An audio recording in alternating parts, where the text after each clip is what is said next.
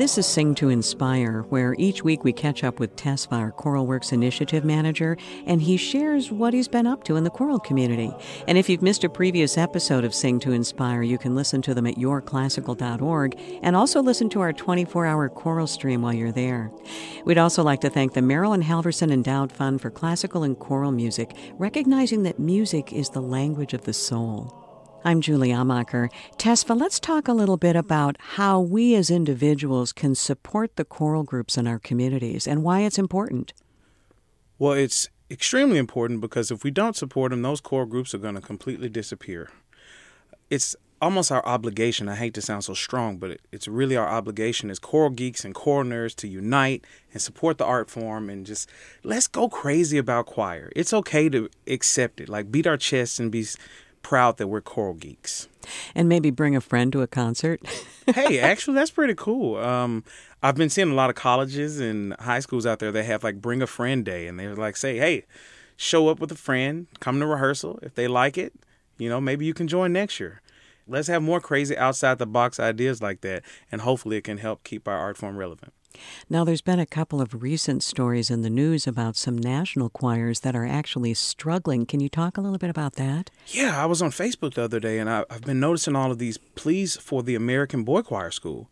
And so I did some research, and I realized, whoa, they just filed for Chapter 11 bankruptcy, and they're needing like $350,000 to just complete the year. And this is one of the, big American choral institutions. Here you have it where people like Anton Armstrong is a product of the American Boychoir School, and they tour across the country and they do outreach work. I got a chance to have a conversation with a friend in Florida, and he told me how the experience that his students had with the American Boychoir was priceless. And so I got on the phone and I called Fernando, who is the conductor and artistic director of the Boychoir, and we started talking about a movie. They recently filmed a movie with like Dustin Hoffman and Kathy Bates. And I'm like, oh man, I want to see this thing. And he's like, well, it hasn't been picked up for distribution yet. And I'm like, wait, what? And he was like, no, nobody's picked it up nationally. And they've had soft releases in like New York and Los Angeles. And this institution is about to close. And I'm like, wow, if I'm a choral nerd and I live in Princeton or I live anywhere, I think it's our obligation to make sure institutions like this aren't being closed down. Tesfa, the film may not be released nationally yet, but the soundtrack is available, and we're going to hear one of those pieces on Sing to Inspire today. We're totally going to check out the Jesu from the Boychoir soundtrack.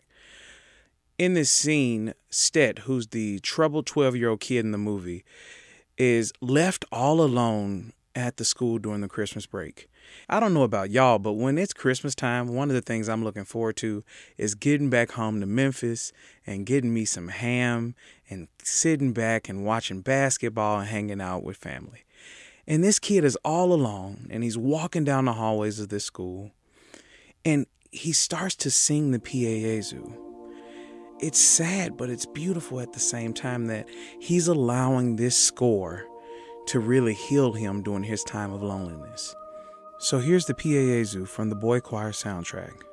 We hope you enjoy.